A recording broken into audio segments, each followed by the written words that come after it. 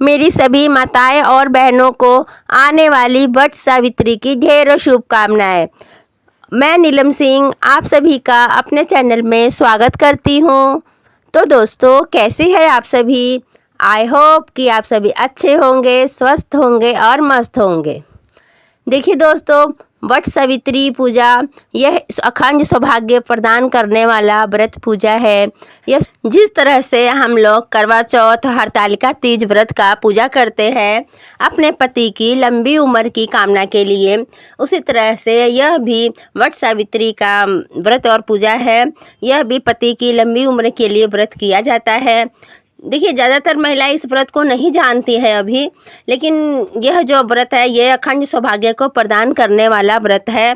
और यह जो व्रत है ये सती सावित्री के ऊपर है। आपने सती सावित्री की कहानी तो सुना ही होगा। सत्यवान जो कि सावित्री की पति है और वह अपने पति के प्राणों को किस तरह से यमराज से छीन करके लेके आती है। वट सावित्री के व्रत में इतनी शक्ति होती है कि वह अपने पति के प्राणों को छीन करके यमराज से लेकर के आती है। तो दोस्तों, आज का जो हमारा यह वीडियो है वट सावित्री व्रत और कथा के ऊपर वीडियो है। दोस्तों, आज हम आपको वट सावित्री की कथा सुनाते हैं। और देखिए, जब आप वट सावित्री की पूजा कर लेते हैं तो पूजा करने के बाद में कथा सुनना बहुत ही ज़रूरी होता है। ठीक है, तो आप लोग कथा ज़रूर सुनिएगा।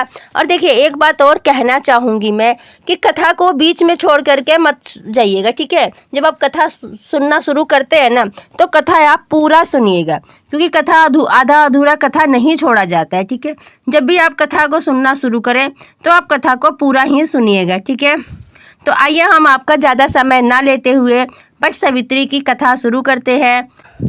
एक समय की बात है कि एक अश्वपति नाम के राजा थे। उनकी कोई संतान नहीं थी। राजा ने संतान प्राप्ति के लिए अनेकों यज्ञ किए, जिसके फलस्वरूप उन्हें एक तेजस्वी कन्या की प्राप्ति हुई। राजा ने कन्या का नाम सावित्री रखा। समय बीतता गया और सावित्री विवाह के योग्य हो गई। एक दिन राजा ने सावित्री से कहा, सावित्री, अब विवाह के योग्य हो गई हो, इसीलिए तुम अपने लिए वर की तलाश करो। पिता की बात मानकर सावित्री मंत्रियों के साथ यात्रा पर निकल गई। अनेक ऋषियों के आश्रम, तीर्थों और जगत में घूमने के बाद वह राज्य महल लौट आई। सहयोगवश उस समय उसके पिता के साथ देव ऋषि नारद भी थे। सावित्री ने उन्हें प्रणाम किया। राजा अश्वपति ने उसके यात्रा का समाचार पूछा। सावित्री बोली, पिताजी तपोवन में अपने माता पिता के साथ निवास कर रहे सत्यवान मेरे लिए योग्य वर है। सावित्री की बात सुनकर देव ऋषि नारद चौंक उठे और बोले, राजन, सावित्री ने तो बहुत बड़ी भूल कर दी है। यह सुनकर पशुपति चिंतित हो गए और बोले, हे देव ऋषि, सत्यवान में ऐसा कौन सा अवगुण है? इस पर नारद जी ने कहा, वह शत्रुओं के द्वारा राज्य से वंचित कर दिए गए हैं और वह अल्प आयु है। 12 वर्ष की आयु में से अब उसके पास 1 वर्ष की ही आयु शेष रह गई है। नारद जी की बात सुनकर अश्वपति ने सावित्री को समझाया कि वे किसी और को उत्तम गुणों वाला पति तलाश करे।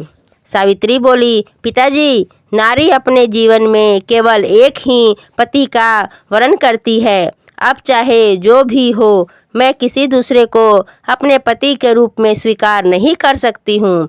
पुत्री की हठ के कारण पिता को उसका विवाह करना पड़ा और सावित्री का विवाह सत्यवान के साथ विवाह कर दिया। पूरे विधि विधान से सावित्री का विवाह सत्यवान के साथ हो गया।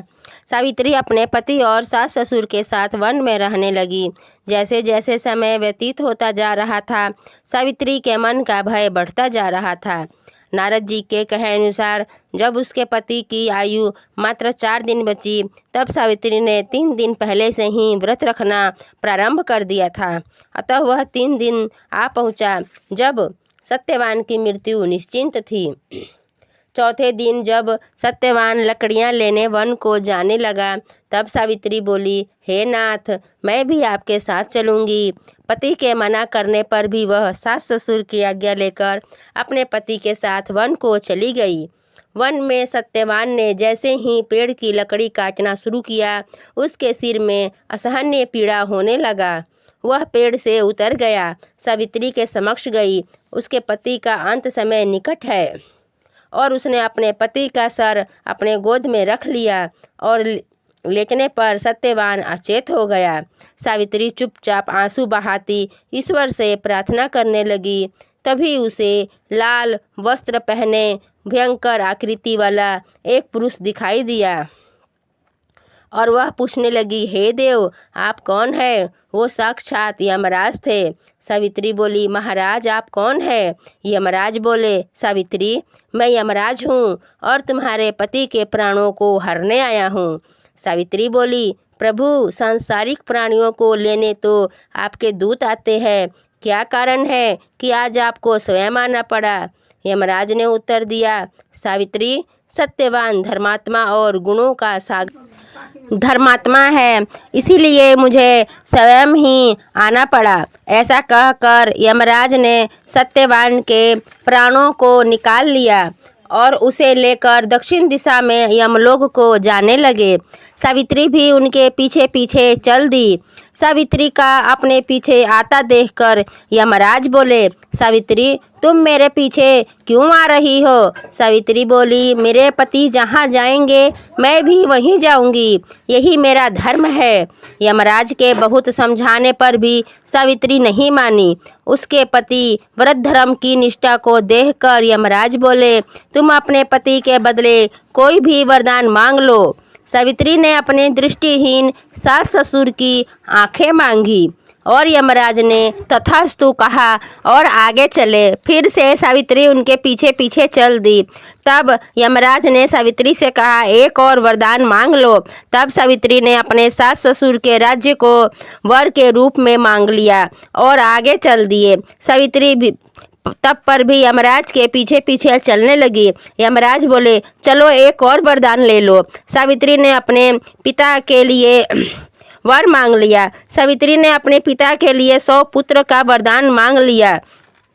यमराज ने तथास्तु कहकर सावित्री को वापस लौटने के लिए कहा, लेकिन सावित्री नहीं मानी और फिर उनके पीछे चल दी। तब यमराज बोले, सावित्री, तुम मुझसे अपने पति के प्राणों के अलावा कोई भी वरदान मांग लो। तब सावित्री ने वर मांगा कि उसके सत्यवान से 100 पुत्र की प्राप्ति हो।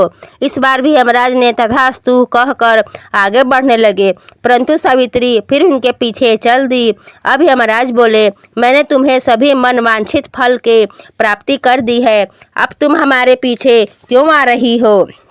महाराज, आपने मुझे सत्यवान से 100 पुत्रों की वरदान दिया है और सत्यवान के बिना मेरे 100 पुत्र किस तरह से होंगे? ऐसा असंभव है। ऐसा कहकर सावित्री यमराज के पीछे पीछे चलती गई। यमराज उलझन में पड़ गए। तब यमराज बोले, सावित्री, मैं तुम्हारे पतिव्रता धर्म से प्रसन्न होकर सत्यवान के प्राण छोड़ रहा हूँ और सास ससुर तुम्हें आशीर्वाद देता हूँ कि तुम्हारी ये कहानी युगों युगों तक सुनाई जाएगी। और ऐसा कहकर सत्यवान के प्राण छोड़ दिए और यमलोक को लौट गए। अब सत्यवान और सावित्री अपने कुटिया में पहुँचे। वहाँ उनके माता पिता के आंखों की दृष्टि भी लौट आई थी और उन्हें अपना खोया हुआ राज्य भी वापस मिल गया था। दोस्तों यह थी वट सावित्री की कथा। यह व्रत करने और कथा सुनने से आजीवन सारे दुख दूर होते हैं और उनके पति की आयु लंबी होती है। तो दोस्तों आपको हमारा ये कथा कैसा लगा? अगर कथा अच्छी लगी हो तो प्लीज़ वीडियो को लाइक कीजिएगा, चैनल को सब्सक्राइब कीजिएगा और कमेंट बॉक्स में जय माँ लक्ष्मी जरूर लिखिएगा। हर हर महादेव।